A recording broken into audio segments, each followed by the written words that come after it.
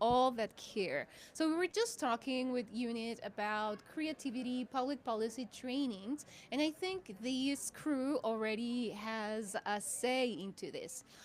So few of you know that wear double hats today with Futuro Público and also Demos Helsinki. So why don't you? So why don't you briefly introduce yourselves and say what's your session about today here? Great. Thank you so much. Happy to be here. It's a very beautiful little cottage. My name is Cecilia Hellström. I'm an expert at Demos Helsinki. Been there now for 3 years. And I work quite broadly with well-being in society, both social well-being and ecological well-being. Today we're here with Roope, who can also then present Demos Helsinki a bit more, to talk about care in society and how to reposition care as one of the building blocks in society, from viewing it as something that's only based on economic resources to viewing it as a fundamental piece of how we live together and basically how it runs through the social fabric in society. Hey, happy to be here. I'm Roope, so Roope Mokka. I'm one of the founders, or one of the two founders of Demos Helsinki, so been there for soon 21 years. which means that I founded it when I was 10. Yeah. Anyhow, we are now some 80 people headquartered in Helsinki, but we have 25 different nationalities working with us, so we work quite globally on social transformations, and particularly the question of how to make them just, sustainable, and joyful. And this is a joyful communion gathering here, so happy to be here. Thanks so much. I've been hearing the word joy a lot around here. It has been permeating, but it's hard to not be joyful in a garden. Hi, everybody. I'm Mylene Garcia. In my, I think, day-to-day work, I have an independent practice where I advise cities. I've been working with different cities around the world and in my own backyard in the United States for probably the better part of the last 15 years. I know that makes me sound like a sage, but I started when I was 10 also.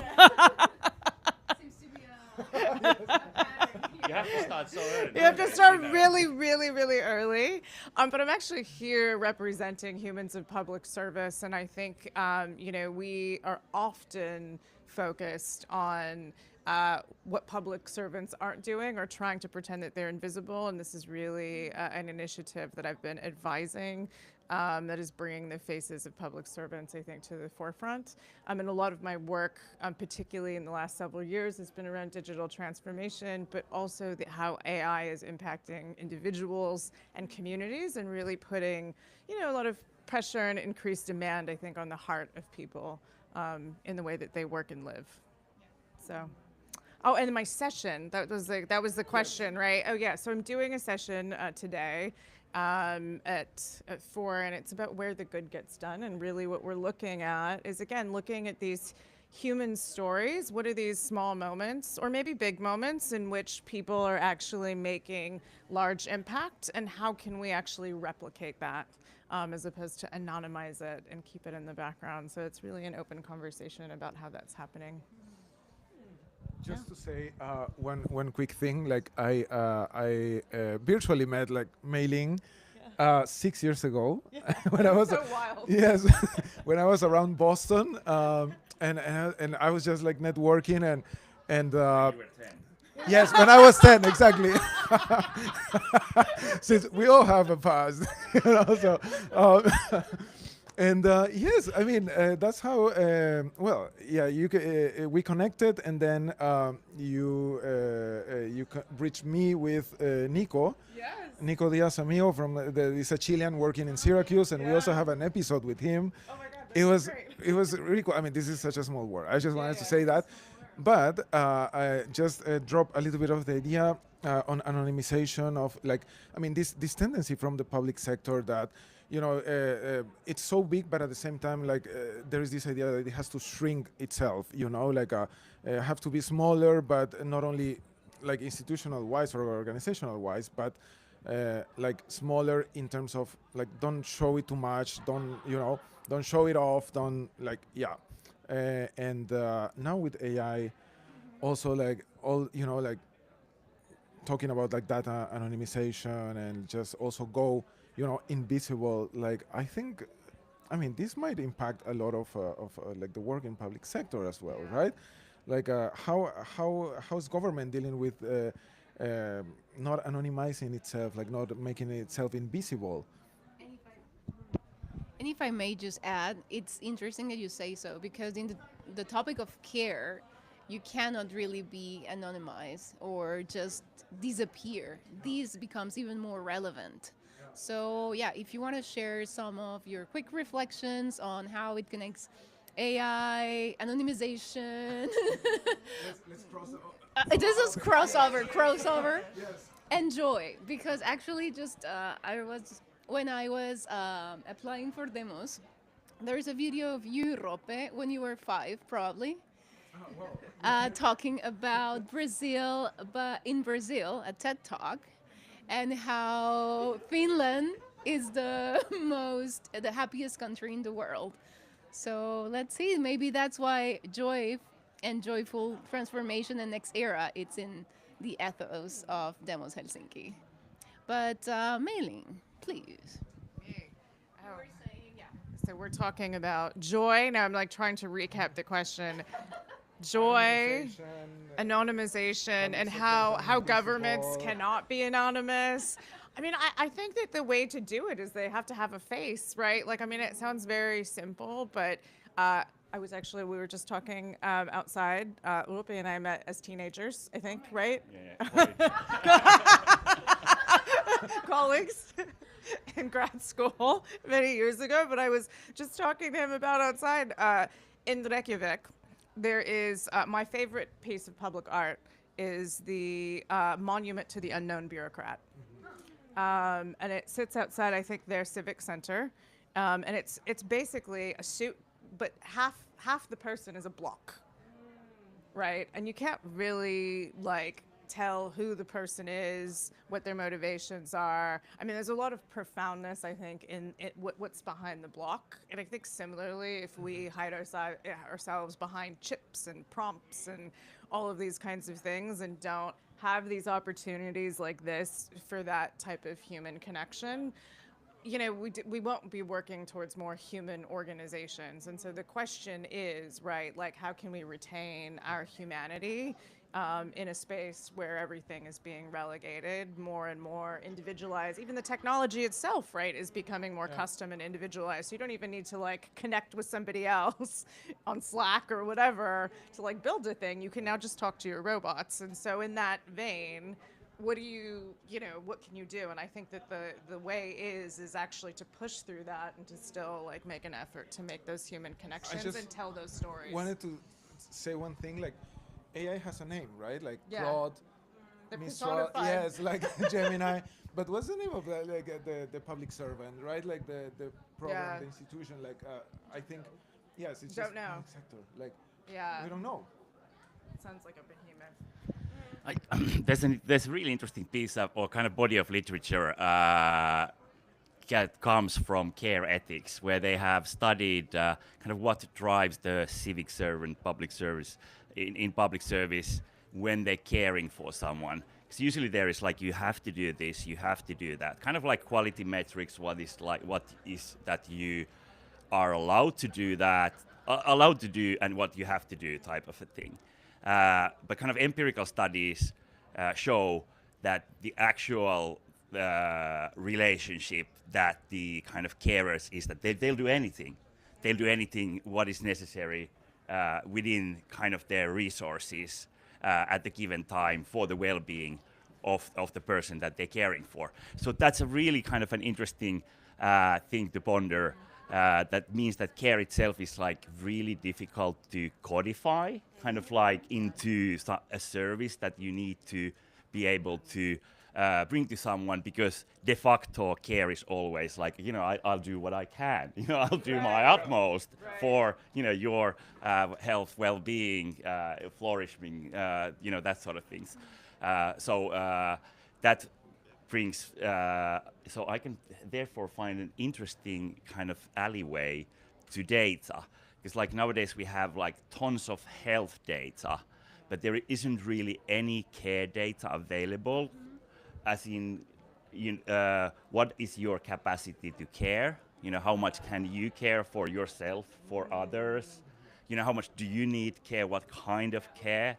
And now we're in the situation where like governments are slashing their budgets, and they say like, yeah, well, you know, people will just take care of themselves or each other, and which has been the reality. I mean, always 60 to 80% of care has happened within kind of like, you know, private homes, etc. But we have no idea how to kind of distribute that in a just way.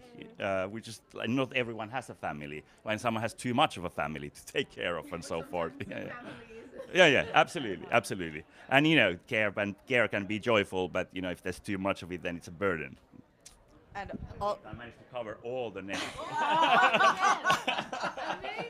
but still to kind of This was a trap. this was a trap. But to kind of tie all of these things together, of the many questions that came from there on anonymous data, resources, care, AI, and stuff, I just wanted to point out that also the importance, what Roope was saying about mapping out where the resources are and kind of the gap which exists currently in all of societies, but also the fact that caregiving, a large part of it is invisible and that's anonymous. And we don't know who does it, when, and often, or also what empirical studies show is that it's incredibly unequal, the burdens of who does the caring. So having this as a starting point, starting to utilize also data and trying to map, even though we don't know how to do this because it's so difficult. It's not, counting money or counting number of people, but actually understanding that it's a complex issue. And starting to do this will support us in understanding the unequal burdens of care, and also then reposition it in the center of society in order for us to both develop a healthcare system that is more functioning and also distribute the work evenly. And also to put it as an action, that to care for civil servants, if they care about something, they maybe do it with more passion, with everything. And that touches upon everyone in society, not only specific employers. That's amazing. And I was just thinking for another question, maybe for a next round of like going everywhere, everything all at once. It's like, what if we could position care at the center of our societies? Now, maybe it's more about efficiency, efficacy, maybe even time. But when we reposition concepts as the key that hold us together, maybe we can think about what to do in very complex circumstances in very different countries. So from my side, I think I just put you all together here, responding beautifully to many things, complexly, a very complex net. That will be it from my side now. I don't know, Jose, what do you have on your side now? Yes. So actually, I was reflecting a little bit on the care, and also crossing it with the initial conversation of anonymization and going invisible, etc. Because that's also what happens with caretakers, right at the end. Like after you took care of I don't know, someone, something, etc. It's like, oh, I mean, thank you very much, and then, like exactly, ciao. It disappears as well. So, just as a reflection of maybe that's what also happens with public servants, right? Like, public servants care about take care of a specific program, a specific policy, institutions as well, and then suddenly, they are forgotten. So. How to prevent that? Maybe just how can we address that? Well, I think I'm going to give this example. I had the opportunity to work with a fantastic team in Bogota. So I'll give them a really strong shout out, the IBO team that was there. And, they really focused their work and project on caregivers and caregiving, and actually using data and technology to collect and to better understand like the economic impacts of caregiving to justify supporting those caregivers to the point I think made earlier about like building capacity so that people can care for each other in that kind of economy. I think that there were a couple of ways to answer that question directly. So one is like leveraging the resources that we have to understand care better, right? Like we have modern society and there are many things that are doom and gloom about it, but there are also some things that we can capture and understand a little bit better as a result. I think that the second thing is also like prioritizing it and understanding that it is actually an economic driver. It does have value. We just haven't taken the time to ascribe that value quite yet, but it sounds like that is shifting and changing. So that's what I would say in short. Thank you. Yeah. Yeah, and I think Bogota has really managed to do this, at least on like few levels. Another thing that is wonderful there is of course the care blocks that I'm sure maybe all of us kind of know, where kind of care has been, the public service care at least has been kind of like made into bigger and bigger units in search for efficiency, because it's really difficult to make care kind of more efficient, because it's about time spent with someone, it's a relationship of trust that you need to build, all these types of things. That just efficiency is not the right word. So therefore, the answer has been always like we just make bigger and bigger units.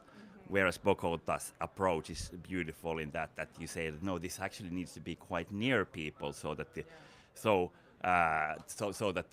it's kind of accessible and part of the everyday fabric there. We've been hugely inspired by that and try to figure out how that could be translated into kind of more of a kind of European models or kind of welfare state models, because in Bogota the care blocks are for kind of private caretakers, and now we're talking different private caretakers and how we can mash those kind of families and the public sector together, because much what is kind of missing is the kind of social layer between the private and the public service, and I'm not talking about kind of private as in huge care companies, but individuals and families and households, and how those can be kind of layered together. I think that's going to be like a massive source of innovation in the years to come. I wanted to also kind of touch upon the kind of centricity of care to our society, because it will be, and it kind of like already is, we're just not seeing it. Because there is like the huge demographic shifts, there is the like huge mental illness or kind of like, or kind of like psychological issue, kind of pandemic almost going on. So whereas production was where you went for efficiency, was something that the industrial societies were in the last kind of couple of hundred years were based on. I think it will be so that care is the central part of our society. If you just look at like just numbers, you know, the aging populations will grow until 2070 in the most of the kind of richest countries, and then that same will happen in the poorer countries as they will become kind of rich. It's kind of like it's an automation that kind of drives societies from industrial societies to kind of care societies, and so the question is kind of like how, and of course it's or maybe not of course, but if you look at that figures, we made these kind of calculations that if in 2050 care would be done business as usual, so kind of like true similar kind of services, a lot of them public services, that would mean that some 50% of the working population would be working in health or care in 2050. So half the population would be working for health and care. So that's a very different society.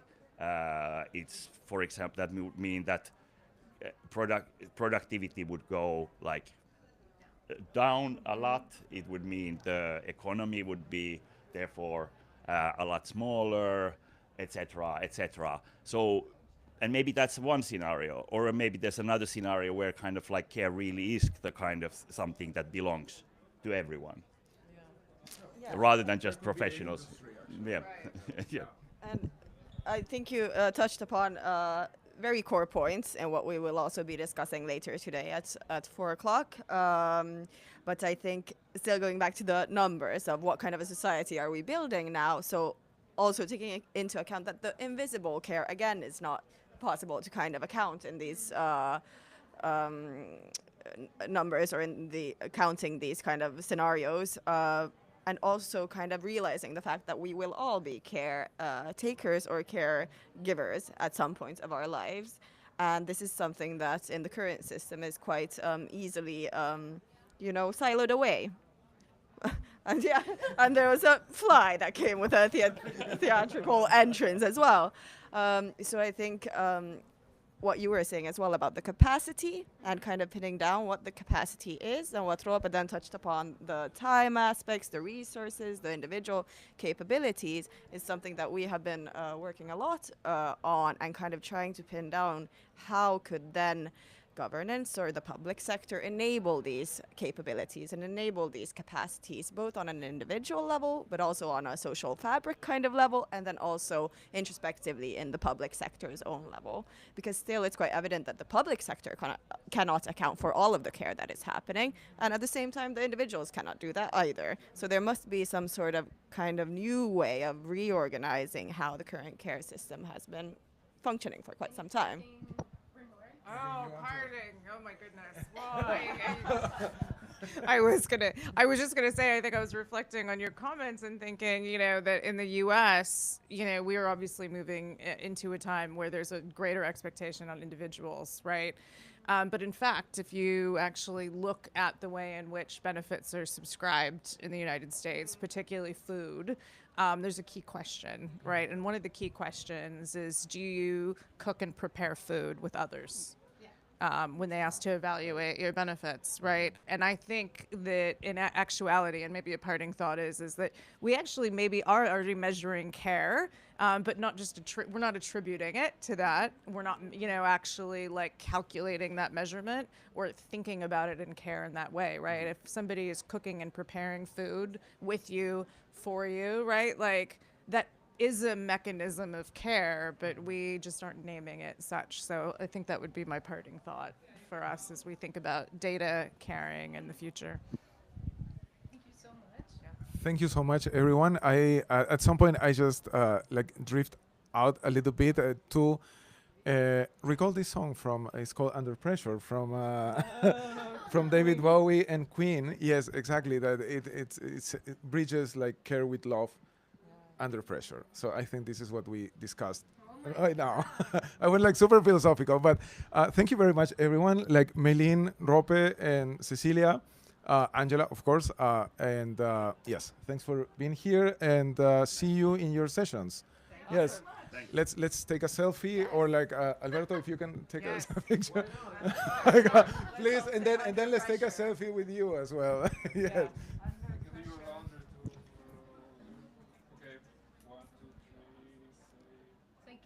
Say care. Say. Okay. I don't know if you see this wonderful sketch. I can't remember what